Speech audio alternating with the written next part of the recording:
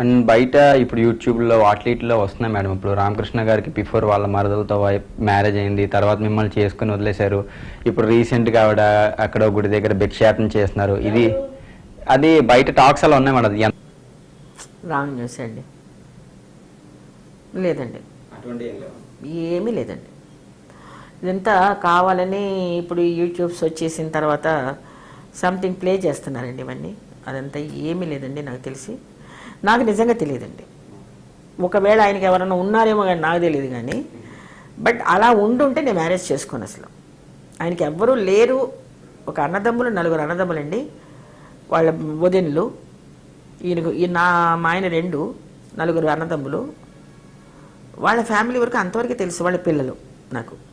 దాని ముందు ఆయనకి తల్లిదండ్రులు లేరు, ఎవ్వరు లేరు. మనలాంటి ఆర్టిస్టులు ఇళ్ళు, మనలాంటి వాళ్ళతో స్నేహం చేయటం, మనలాంటి వాళ్ళతో భోజనం చేయటం ఆయనకి చాలా ఇష్టపడతారు ఆయన పాపం. ఎందుకంటే బికాజ్ నో ఫ్యామిలీ టచ్ లేదు ఆయనకి. ఆయన ఎప్పుడో వచ్చారటండి భీమవరం నుంచి. నాతో చెప్పేవారు ఇలాగని, మా ఫాదర్తో కూడా చెప్పారు. నాకు ఎవ్వరు లేరండి, మా అన్నదమ్ములు ఉంటారు, ఏదో అలా హలో చెప్పుకుంటాం అంతే తప్ప నాకు కావాల్సింది ఇప్పుడు గీతాంజలి అంటే ఇష్టం. నాకు నా లైఫ్ లాంగ్ ఆ అమ్మాయి నాకు తోడుగా ఉండాలి.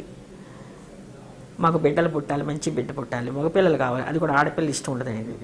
ఇట్లాంటి ఒక వర్షన్లో ఆయన ఉండేవారు. మరి ఇదంతా మరి ఎవరో కావాలని చెప్పడం ఏమో నేను అనుకుంటున్నానండి, నాకు తెలియదు. Telugu popular channel, Telugu popular TV, Telugu popular టీవీని యూట్యూబ్లో సబ్స్క్రైబ్